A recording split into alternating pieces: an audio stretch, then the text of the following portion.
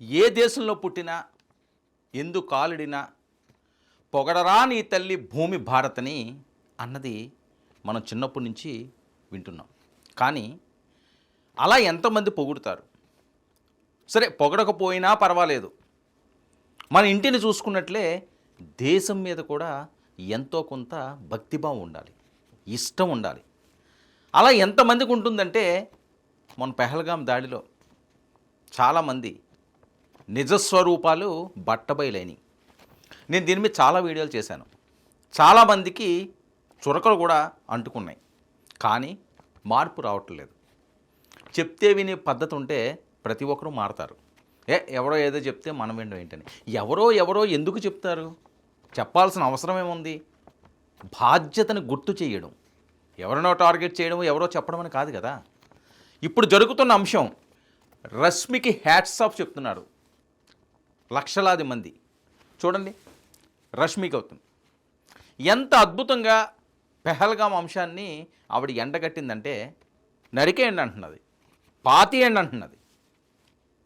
ముష్కరులను, పాకిస్తాన్లో దొంగ బుద్ధి దొంగ ఆలోచనలు ఉన్న వాళ్ళని క్షమించొద్దు అంటున్నది. ఇది కదా గట్స్ ఉండడం అంటేని. రష్మి ఎంతండి, మహా అగ్రణ హీరోయిన్ కాదు కదా, మంచి యాంకర్, మంచి నటి, ఎప్పుడూ నవ్వుతూ నవ్విస్తూ సరదాగా ఆమెదైన స్టైల్లో ముందుకు సాగిపోతుంది. ఎన్నో ఇబ్బందులు వాడికి ఉండొచ్చు, కానీ వాటిలన్నిటికీ నిలదొక్కుని తనదైన మార్కు వేసుకున్న రష్మి ఈరోజు తను చూపించిన దేశభక్తి చూస్తే గూస్ బంప్స్ రాగుతావు. చాలామంది తను ఆదర్శంగా తీసుకోవాలి. ఎవరో ఏదో చెప్పారులే మనకెందుకు అనుకుంటే ఎవరి కర్మ వాళ్ళది. పాతేయమంటుంది తప్పు చేసిన వాడు ఎవడన్నా సరేని. యాంకర్ రష్మి గౌతమ్ సంచలన పోస్టు, ఒక పోస్ట్ వైరల్ అవుతుందండి, షేక్ చేస్తుంది ఈరోజు సోషల్ మీడియాని. ఆ పోస్టు దాష్టిగాలు దురాగతాలపై పద్ధతి మారాలి అని చెప్తుంది. ప్రతిదానికి ఆమె ఓం శాంతి దైవాదినం అనుకునే మెతక ధోరణి వద్దు, ఆమెన్ అనుకుంటుంటారు. సరే, అది మతపరంగా వాళ్ళది. ఇంకోటి ఏంటంటాం, ఓం శాంతి అంటాం.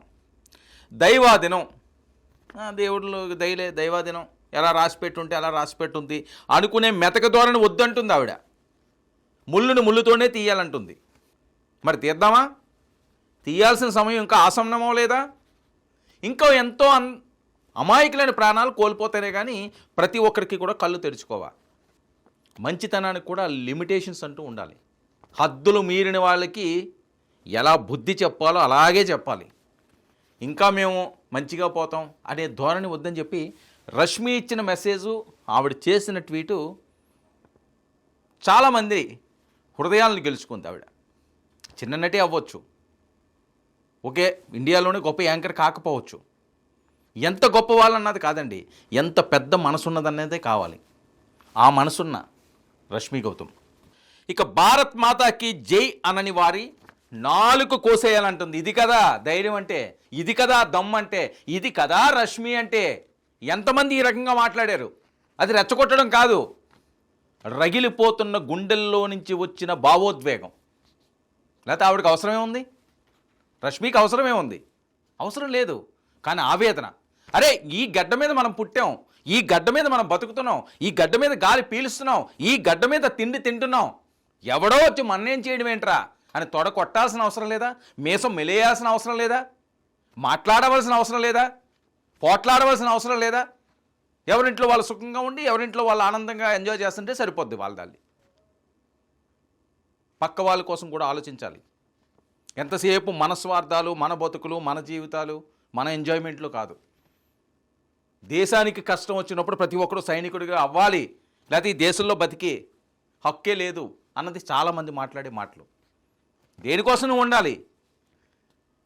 ఇక్కడ గాలి పీల్చి నువ్వు ఇక్కడే విషం నింపుతావు అనుకునే వాళ్ళు ఎందుకు ఉండాలి? అందుకే భారత్ మాతాకి జై అనే వాడు ఎవరున్నా సరే ఇండియాలో నాలుక కోయాలి అంటున్నది ఆవిడ. ఇక భారత్ గడ్డపై పాక్ జెండా ఎగరేసిన వారి చేతులు నరికేయాలంటుందండి. ఎంత ఎంత ఎంత గుండె ధైర్యం ఉండాలి! డైరెక్ట్గా తనకేమవుతుందని భయం లేదు. ఎవరేమంటారని ఆలోచన లేదు. గుండెల్లో నుంచి వచ్చిన మాటలు, ఆవేశంలో వచ్చినవి కాదు, ఆవేదనతో వచ్చిన మాటలు ఇవి. భారత్ గడ్డపై పాక్ జెండా ఎగరేసిన వాడు చేతులు కోయమంటుంది ఆవిడ. కసిగా చెప్తున్నది, ట్వీట్ చేసింది. అంతే కదా. ఇక్కడ ఈ దేశంలో ఉండి ఇతర దేశం జెండా ఎగరేసి అంత దమ్ము ఉందంటే ఏం చూసుకుని, ఎవరి ఎండ, ఎందుకు దాన్ని ఖండించలేకపోతున్నాం, ఎందుకు దాన్ని అడ్డుకోలేకపోతున్నాం? పాకిస్తాన్ వెళ్ళి భారత్ జెండా ఎవడన్నా ఎగరేయగలరా చెప్పండి? ఒక్కరు భారత్ జెండా ఎగరేయగలరా? ఇండియా పాకిస్తాన్ క్రికెట్ మ్యాచ్ జరిగితే, ఇండియా గెలిస్తే పాకిస్తాన్లో ఉన్న ఏ హిందువన్నా బయటకు వచ్చి ఒక్క స్వీట్ పంచగలరా, ఒక్క చాక్లెట్ పంచగలరా? ఇక దేశానికి వ్యతిరేకంగా విదేశాలకు మద్దతు ఇస్తే అలాంటి వాళ్ళకు సరుకులు నీళ్లు బంద్ చేసేయాలి. మంచి మాట. ఖచ్చితంగా ఎవరైతే దేశానికి వ్యతిరేకంగా విదేశాలకు మద్దతు ఇస్తారో అలాంటి వాళ్ళకి రేషన్ ఉండకూడదు, మంచినీళ్ళు కూడా దొరకకుండా చేయాలి. ఎక్కడో పోతారు. ఒక కఠినమైన నిర్ణయాలు తీసుకుంటే సమయం ఆసన్నం కాలేదేం, కానీ ఇంకా ఎంతకాలం వేచి చూసే ధోరణి? చెయ్యాలి కదా. ప్రతి ఒక్క భారతీయుడు ఇది చేయాల్సిందే. కుల మతాలన్నీ ఇంటి వరకే, ముందుగా అందరం భారతీయుల్లో ఉందాం. ఎంత గొప్ప మాట రష్మి, ఎంత గొప్ప మాట. ప్రతి ఒక్క భారతీయుడు ఇది చేసి తీరాలంతే. కుల మతాలన్నీ కూడా మీ ఇంటి వరకు చూసుకోండి, పూజలు ఏమైనా ఉంటే మీ ఇంట్లో చేసుకోండి. బయటకు వస్తే ముందుగా అందరం భారతీయులను గుర్తించాలి.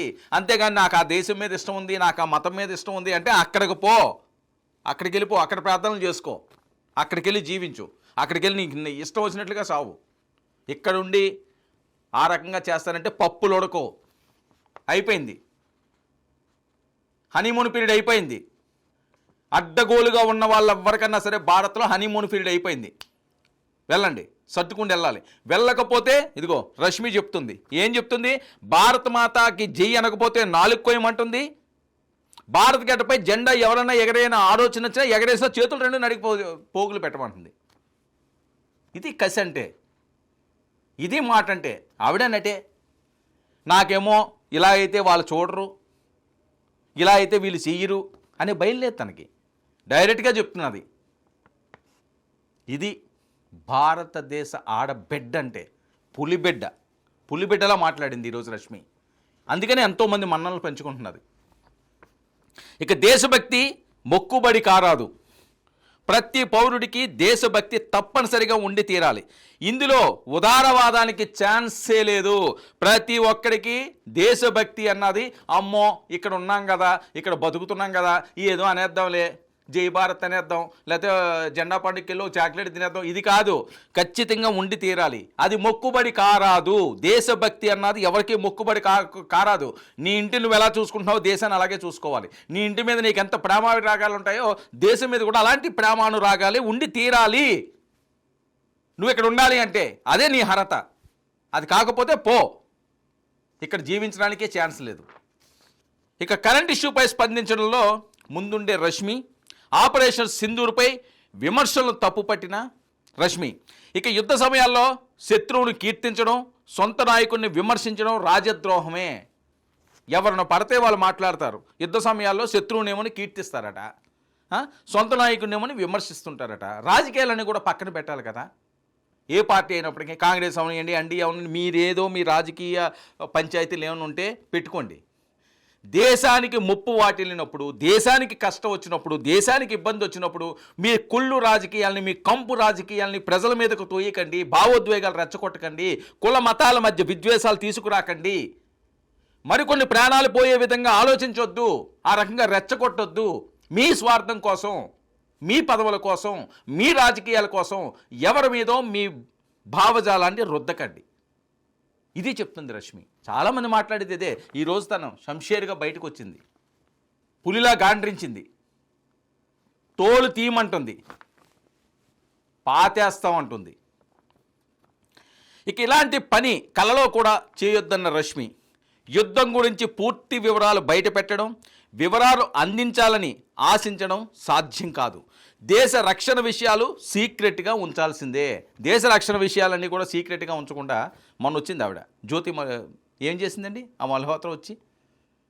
తన అందాలన్నీ కూడా ఆరబోసి ఎక్కడ పడితే అక్కడ తిరిగి సికింద్రాబాద్ స్టేషన్తో సహాని ఆ వీడియో ఫుటేజ్లన్నీ వాళ్ళకిచ్చి ఆ డబ్బు కోసం, అంతే కదా, ఇంకేముంటుంది, ఎంజాయ్మెంట్ కోసం దిగజారిపోయి దేశానికి అపకీర్తి తెచ్చేలాగా, దేశ ద్రోహం ఇది, కాదనగలరా, దేశ ద్రోహం.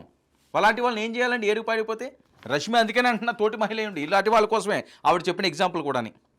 కనీస ఆలోచన లేకుండా సొంత దేశ నాయకులను విమర్శించడం కరెక్ట్ కాదని రష్మి గౌతమ్ చెప్పడమే కాకుండా, రష్మి గౌతమ్ ఏవైతే అభిప్రాయాలు ఉన్నాయో దాన్ని లక్షలాది మంది ఈరోజు స్వాగతిస్తున్నారు. సలాం రష్మి అంటున్నారు, షబాష్ రష్మి అంటున్నారు. ఇది కదా ఉండాల్సింది అంటున్నారు, ఇలా కదా మాట్లాడవలసింది అంటున్నారు. అప్పుడు కదా ఉచ్చపోస్తుంది పాక్, లాలించి బుజ్జగించి మేము చాలా మంచి వాళ్ళమే, మంచి వాళ్ళే కాదనుకండి, మంచిగానే ఉండండి, మంచిగా ఉండొద్దని ఎవరో అంటలేదు. మీ మీద ఎవడన్నా కత్తి పట్టుకుంటూ వచ్చి నరుకుతానన్నప్పుడు కూడా మంచితనంతో ఉంటే ప్రాణం పోతా తప్పించి మీరేం సాధిస్తారు? ఇది కదా ప్రతి ఒక్కరు ఆలోచించుకోవాల్సింది. నీ మీద ఒకటి కత్తి పట్టుకుంటూ వచ్చాడబ్బా, నువ్వు చాలా మంచోడివి, చాలా గొప్పోడివి, ఏం చేస్తావు? అడ్డుకోవాలి, తిరిగి ఒకటి వేయాలండి. నేను చాలా మంచోడినండి అని వినమ్రంగా ఇలా ఉంటే ఏం చేస్తాడు? ఒక్క ఏటేసిపోతాడు. ఇంకా తర్వాత నీ మంచితనం ఏం కనిపిస్తుంది? ప్రాణం పోయిన తర్వాత ఏం చేస్తావు నీ మంచితనంతో? అవసరం ఏంటి? ఎందుకు ఇవ్వాలి అవకాశం? ఆ ఛాన్స్ ఎందుకు ఇస్తున్నారు? తొక్కి నారదీయాలి, పాతేయాలి, చూసుకోవచ్చు తర్వాత. ఎంతకాలం ఈ మంచితనం? ఎందుకు ఇవ్వాలి అవకాశం? ఎవరికి నచ్చినట్టు వాడు వచ్చి వెళ్ళిపోవడానికి ఇది ఏమైనా షెల్టరా? ఇదేమైనా సత్రమా? ఒక దేశం, భారతదేశం. ఇక ఆటలు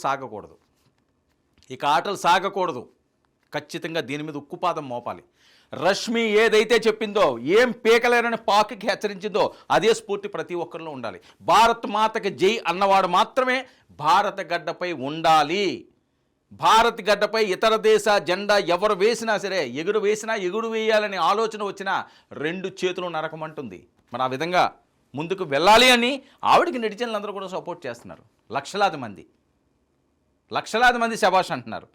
ఇప్పుడుకైనా ఎవరైతే గొప్పగా ఆరాధించబడుతున్నారో ప్రేక్షకులతోటి వాళ్ళందరూ కూడా గలం విప్పండి, ఒక భయం పుట్టేలా చేయండి.